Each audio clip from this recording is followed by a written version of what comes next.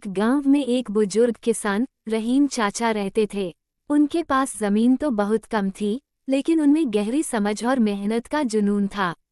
पास वाले ही जमीन का मालिक था लाला बृजभूषण, एक अति लालची और जालिम जमींदार। गांव के किनारे एक बड़े बंगले में रहता था राजवीर सिंह, एक अमीर परंतु बेहतरी चाहने वाला नौजवान। एक साल बहुत भयानक सूखा पड़ा, फसल चीर फाड़ गई। रहीम चाचा के पास कुछ नहीं बचा था। लाला बृजभूषण ने मौका पाकर गांव वालों से कहना शुरू कर दिया, सूखे में तुम्हारी मदद करने को मैं अपना अनाज सस्ता दे रहा हूँ, लेकिन उसके बदले तुम्हें अगले साल मुझे आधी फसल देनी होगी, नहीं तो अपनी जमीन बेचनी होगी। गांव वाले मजबूर होकर उसकी शर्तें मान गए। रहीम चाचा ने भी थोड़े से बीजों के बदले अपनी आने वाली फसल का आधा हिस्सा दे दिया। जब राजवीर सिंह को ये पता चला तो वह बहुत नाराज हुआ। उसने लाला बृजभूषण से कहा, ये गलत है, आप इन गरीबों का फायदा उठा रहे हैं।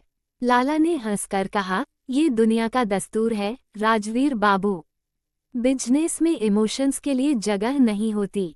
राजवीर ने सोचा वो खुद ही गांव वालों को अनाज देगा, लेकिन उससे अच्छा कोई और रास्ता दिखाई दिया रहीम चाचा ने। रहीम चाचा ने राजवीर से कहा, बेटा, दान देना अच्छी बात है, पर वह एक बार की भूख मिटाएगा।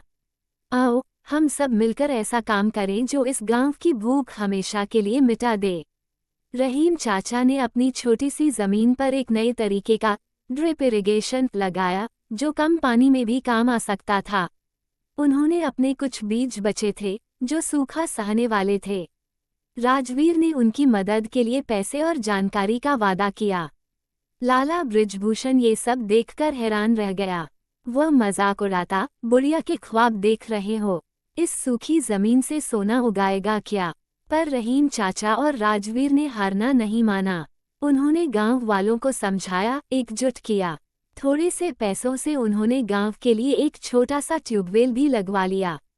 अगला साल आने तक रहीम चाचा की मेहनत रंग लाई। जहां पूरा गांव सूखे से जूझ रहा था, वहां रहीम चाचा की छोटी सी जमीन हरी भरी थी। उन्होंने ऐसी फसल उगाई जो न केवल उनके लिए बल्कि बेचने के लिए भी काफी थी। अब गांव वालों की आंखें खुल गईं। सबने रहीम चाचा से सीखना शुरू किया। राजवीर ने सबको बीज और जरूरी सामान उपलब्ध कराया। अगले ही मौसम में गांव की हालत बदलने लगी। लाला बृजभूषण की दुकान में अब कोई नहीं आता था। उसने देखा कि उसकी लालच ने उसे अकेला कर दिया है।